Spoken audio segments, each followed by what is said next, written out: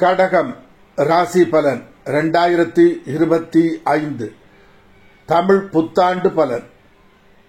விச்வா வசு வருட சிறப்பு பலன். வெற்றிடமாகிய ஆகாய வானவெளியிலே ஜோதியாகிய சக்கரத்திலே காலபுருஷ தத்துவத்திலே 4ஆம் ராசியாகிய அந்த ராசிதான் கடகம் ராசி. நண்டின் வடிவமாக தோற்றம் அளிக்கும் ராசியே கடகம் ராசி. குழந்தை செல்வத்தை அருளக்கூடிய எல்லா நன்மைகளையும் பார்த்த மாத்திரத்திலேயே தரக்கூடிய குரு பகவானின் நட்சத்திரம் ஆகிய புனர்பூசம் நட்சத்திரம் ஒரு மனிதன் இந்த உலகில் வாழ்வதற்கு ஆயுளின் உறுதுணையாக நிற்பவர் ஆகிய சனி பகவானின் நட்சத்திரம் ஆகிய பூசம் நட்சத்திரம். பொருள் ஈட்ட வித்தைக்கு உறுதுணையாக நிற்பவர் ஆகிய புத பகவானின் நட்சத்திரம் கொண்ட ராசி. இந்த ராசி 90 டிகிரி முதல் 120 டிகிரி வரை உள்ள ராசி. காலபுருஷ தத்துவத்திலே 2வது சரராசி. இது ஒரு நீர் தத்துவ ராசி. காலபுருஷனின் அங்க அமைப்பிலே நெஞ்சையும், அதாவது கழுத்துக்கு கீழ் உள்ள பாகத்தையும், மார்பு முதலிய அவயவங்களை பற்றி அறிய உதவும் ராசி. இது ஒரு பெண் ராசி. வாயு தத்துவத்தையும் சிலேத்தும நாடியையும் சேர்ந்த ராசி. இந்த ராசியின் நிறம் வெண்மை. சத்துவ குணம் உள்ள ராசி. இந்த ராசி நீர், கிணறு, ஏரி, குளம், முத்துக்கள் அடங்கிய நீர்நிலைகளை குறிக்கும். இந்த ராசி நீர்நிலை சம்பந்தப்பட்டதாக அமைவதால் சீதளமாக, அதாவது குளிர்ச்சியாக உள்ள ராசி. சுபராசி. இரவில் அதிக வலுவை கொண்ட ராசி. ஒரே ஒரு மனைவியை துணைவியாக கொண்டு வாழ்ந்த அவதார புருஷனாகிய ராமர் அவதரித்த ராசி. ஆதிசங்கரர் அவதரித்த ராசி. என்றும் சிரஞ்சீவியான மார்க்கண்டேயன் அவதரித்த ராசி. இந்த ராசியின் அதிபதி கிரகங்களின் இளவரசனான சந்திர பகவானே.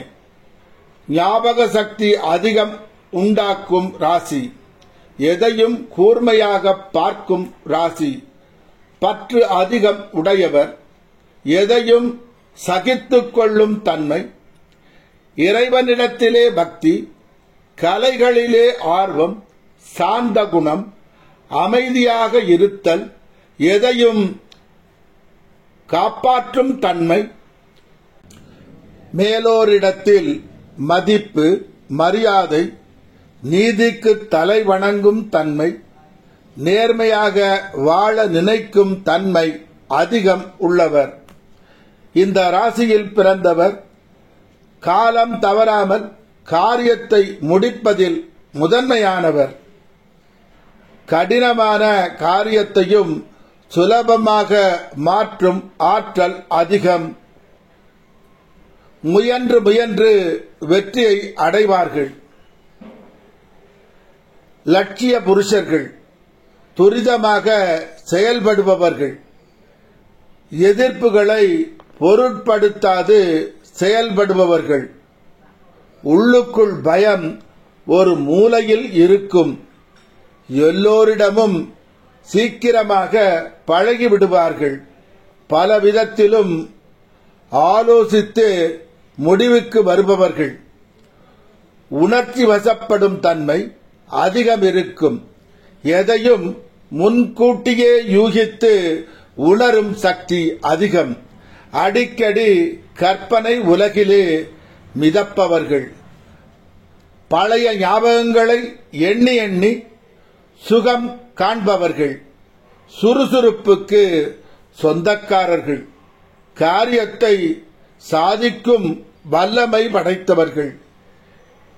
எதை பிடித்தாலும் பிடித்த பிடியை விடாதவர்கள், அவ்வப்போது கோபம் வந்து போகும் குணம் கொண்டவர்கள். தனியாக சுயதொழில் செய்யும் எண்ணம் அதிகம் இருக்கும். கடகம், விருச்சிகம், மீனம், மேஷம், மகரம் ராசிகளில் பிறந்தவர்கள் இவர்களுக்கு மனைவியாக அமையப்பெற்றாலும் நண்பர்களாக அமையப்பெற்றாலும் ஜாதகருக்கு மிகுந்த நன்மை உண்டாகும். பக்தியே முக்தி என்ற எண்ணம் மேலோங்கும். எல்லோரும் நலமுடன் வாழ நினைப்பவர்கள், எல்லோரையும் ஆதரித்து துன்பம் உள்ளவர்களுக்கு உதவுவதிலே ஹனுமனை போன்றவர்கள். ஹனுமன் கதையை கூறுகிறேன், கேளுங்கள். உலகத்தையும் ஆகாய வெட்ட வெளியில் உள்ள அனைத்தையும் உருவாக்கியவரும் கைலைநாதனும் மகாதேவரும் ஆகிய சிவபெருமானும் உலகத்தின் தாயாகிய அன்னை பராசக்தியும் கைலாயத்தில் வீற்றிருக்கும் சமயம் நாரதர் அங்கு தோன்றினார். இலங்கை போர் பற்றி கூறினார். அது கேட்ட பார்வதி தேவி, இலங்கை போரிலே ராமர் வெற்றி பெற்றது எப்படி? ராமரின் ராமபாணத்தின் உதவியால் வென்றாரா, அல்லது ஹனுமனின் பக்தியின் மூலம் பெற்ற சக்தியால் ஹனுமனின் உதவி கொண்டு ராவணனையும் இலங்கையையும் வெல்ல முடிந்ததா? கூறுங்கள் என சிவபெருமானிடமும் நாரதரிடமும் கேள்வியை எழுப்புகிறார் பராசக்தி. அதாவது இறை சக்தியை உடைய ராமரின் ராமபாணம் சிறந்ததா, ஹனுமனின் ராமபக்தி சிறந்ததா என்பதே கேள்வி.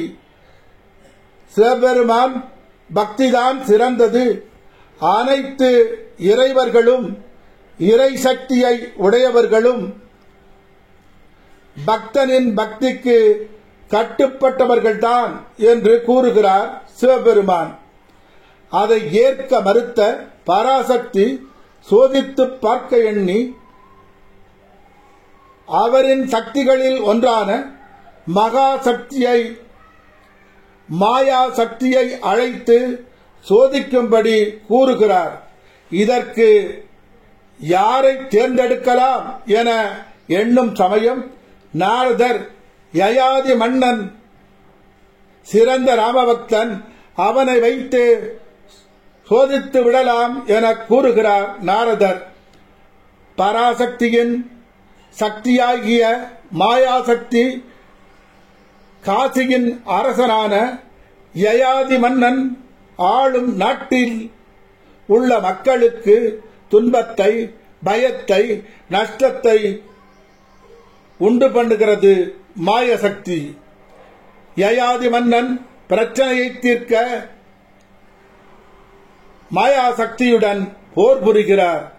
அதை அழிக்க அதிக சக்தி வாய்ந்த சப்ததேவி அஸ்திரத்தை மாயாசக்தியை நோக்கி எய்கிறார். அந்த மாயாசக்தி நடன பெண்ணாக, அதாவது மாதங்கியாக உருக்கொண்டு விஸ்வாமித்திர மகரிஷியிடம் தன்னை காப்பாற்றும்படி அவர் காலிலே தஞ்சம் அடைகிறாள். உனக்கு என்ன நேர்ந்தது? பயங்கொள்ளாமல் கூறு, நான் உனக்கு அபயம் அளிக்கிறேன் என்று கூறிக்கொண்டிருக்கும் சமயம் யயாதி மன்னன் எய்த பானம் அந்த பெண்ணின் உடலில் பாய்ந்து இறந்து போகிறாள் மாயாவாகிய மாதங்கி. நான் அபயம் அளித்த பிறகு அந்த பெண்ணை கொன்ற யயாதி மன்னனை தண்டிக்க முற்படுகிறார் விஸ்வாமித்திரர். தன் தபோபலத்தால் சாபம் அளிக்க முற்படுகிறார். அப்பொழுது அங்கு தோன்றிய நாரதர், இந்த காரியத்திற்கு உங்கள் தவபலத்தை ஏன் வீணடிக்கிறீர்கள்? யயாதி மன்னனை தண்டிக்க ராமனிடம் கூறுங்கள் போதும். அவர் உங்கள் மாணவன் தானே, அவர் பார்த்துக் கொள்வார் என கூறுகிறார். ராமனால் மறுக்க முடியாது உங்கள் சொல்லை காப்பாற்றித்தான் தீர வேண்டும் என கூறுகிறார் நாரதர். ராமனிடம் சென்ற விஸ்வாமித்திரர் நடந்தவைகளை கூறுகிறார். தவறு செய்தவர் என் பக்தன் ஆனாலும் அவனுக்கு மரண தண்டனை வழங்குவேன் என்று கூறி யயாதி மன்னனை கொல்லும்படி கட்டளையிடுகிறார் ராமர். யயாதி மன்னன் தன் உயிரை காப்பாற்றிக் கொள்ள ஹனுமனின் தாயான அஞ்சனாதேவியிடம் தஞ்சம் அடைகிறார். அஞ்சனாதேவியும் யயாதி மன்னனை காப்பாற்றும்படி ஹனுமனை வரும்படி நினைக்கிறார். ஹனுமனும் அங்கு வருகிறார். நடந்தவைகள் எதையும் கேட்காமல் தாய் அபயம் அளிப்பதாக கூறிவிட்டதால் தான் யயாதி மன்னை காப்பதாக கூறுகிறார் ஹனுமன். அந்த நேரம் அங்கு தோன்றிய நாரதர், யயாதியை காக்கும் சக்தி உனக்கு இல்லை, யயாதி மன்னனை கொல்வேன் என்று கூறியிருப்பது யார் தெரியுமா? அவர் ராமர்தான் என்று கூறுகிறார். என் கடமைக்கும் என் ராமபக்திக்கும் வந்த சோதனையாகியது. யார் எதிர்த்து வந்தாலும் யயாதி மன்னனை காப்பதில் இருந்து பின்வாங்க மாட்டேன். என் கடவுளே எனக்கு எதிராக வந்தாலும் போரிடுவேன் என்று கூறுகிறார் அனுமன். ராமர் அனுமனை போருக்கு அழைக்கிறார். என் கடவுளின் மீது ஆயுதம் பிரயோகம் செய்ய மாட்டேன். நீங்கள் வேண்டுமானால் ராமபாணத்தை தொடுங்கள். நான் ராம ராம என்ற மந்திரத்தை அஸ்திரமாக்கி பிரயோகிக்கிறேன் என்று கூறுகிறார் ஹனுமன். ராமர் ராமபாணம் எய்ய அதை எதிர்க்க ராம ராம என்ற நாமத்தை அஸ்திரமாக பிரயோகம் செய்கிறார் ராமன்.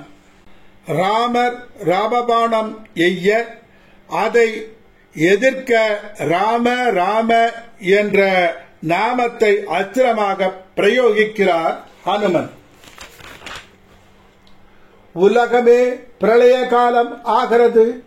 அங்கே தோன்றிய சிவன், சக்தி, நாரதர், விஸ்வாமித்திரர் ஆகிய அனைவரும் இருவரையும் சாந்தி அடையும்படி கூறுகிறார்கள். இரண்டும் ஒன்றை ஒன்று மிஞ்சியது அல்ல என்று கூறுகிறார்கள். ஹனுமன் போல்தான் நீங்களும் யாருக்காவது உதவி செய்ய நினைத்து விட்டால் அவர்களை பாதியிலேயே விட்டுவிடாமல் கடைசி வரை என்ன பிரச்சனை வந்தாலும் அவர்களுக்கு துணையாக நின்று உதவும் குணம் உடையவர்கள் நீங்கள்தான். பெட்ரோல் சம்பந்தப்பட்ட வேலையில் உள்ளவர்களுக்கு இந்த காலம் நல்லதாக அமையும். உணவு சம்பந்தப்பட்ட தொழில், ஹோட்டல் தொழில் செய்பவர்களுக்கு நல்ல நேரம்தான்.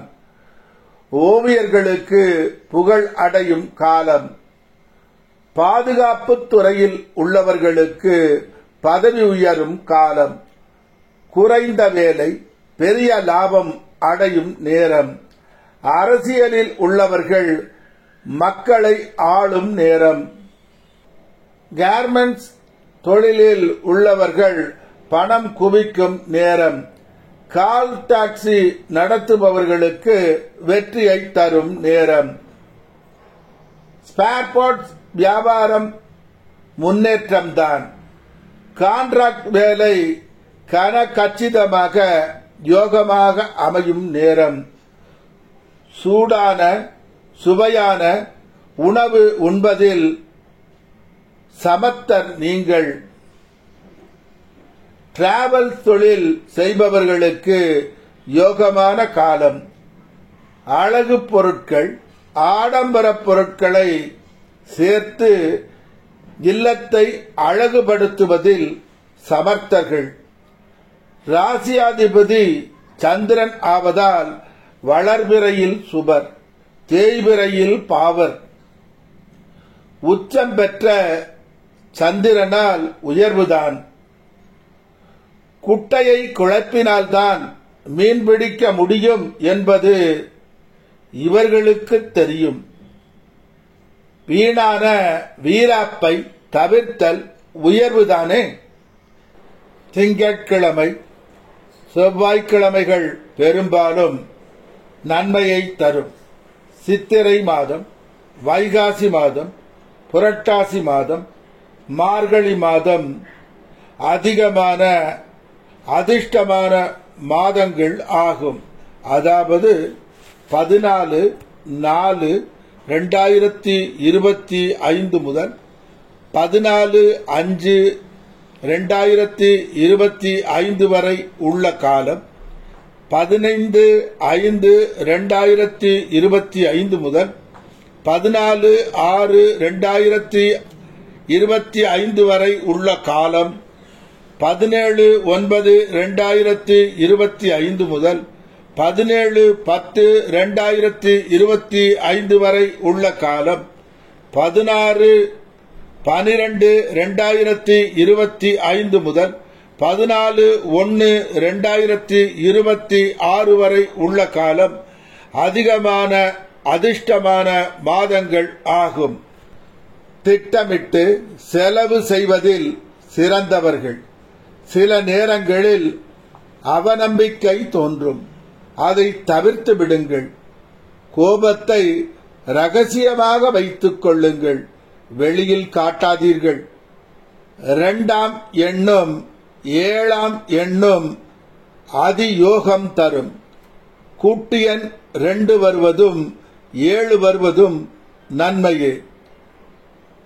லக்னம் மிதுனமாக இருந்து கடகம் தனஸ்தானமாக அமைந்துவிட்டால் சூதாட்டத்தின் மூலம், மனைவியின் மூலம் திடீர் பணம், லாட்டரியின் மூலம் பணம், திடீர் பணம் கிடைக்க வாய்ப்புகள் அதிகம். தனது சக்திக்கு கட்டுப்பட்ட அளவிலேயே எதையும் செய்தல் வேண்டும். மீனம் லக்னமாக அமைந்து கடகம் 5ஆம் இடமாக அமைந்தால் மேன்மையான புகழ், மேன்மையான தனம் கிட்டும்.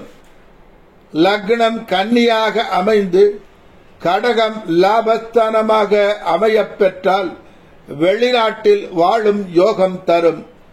தற்சமயம் நடக்கும் காலம் அற்புதமான காலகட்டமே. உயர்ந்த அலுவலகத்தில் வேலை, வெளிநாட்டில் படிப்பு, வெளிநாட்டில் வேலை அனைத்தும் ஒன்றன் பின் ஒன்றாக அமையும். திருமணம் நடக்கவில்லையே என்று வருந்தியவர் வருந்த தேவையில்லை. திருமணம் இனிதே நடக்கும் காலம் வந்துவிட்டது. குழந்தை செல்வம் கிடைக்கவில்லையே என்று ஏங்கியவர்களுக்கு குழந்தை கிட்டும். விருப்பம் போல் வீடும் வாகனமும் புதிதாக அமையும். தேன் மழையிலே நனைவது போல் இன்ப மழையிலே நனையும் காலம் இது. ஓம் சரவண பவ, ஓம் சரவண பவ, ஓம் சரவண பவ, ஓம் சரவண பவ, ஓம் சரவண பவ, ஓம் சரவண பவ, ஓம் சரவண பவ, ஓம் சரவண பவ, ஓம் சரவண பவ என்ற முருகன் மந்திரத்தை தினமும் 108 முறை ஜபம் செய்யவும். நல்லன அனைத்தும் கிட்டும். இன்பம் உண்டாகும், செல்வம் கிட்டும், புகழ் கிட்டும், சொத்து சுகம் கிட்டும், அஷ்ட ஐஸ்வர்யங்களும் கிட்டும், நிம்மதி கிட்டும்.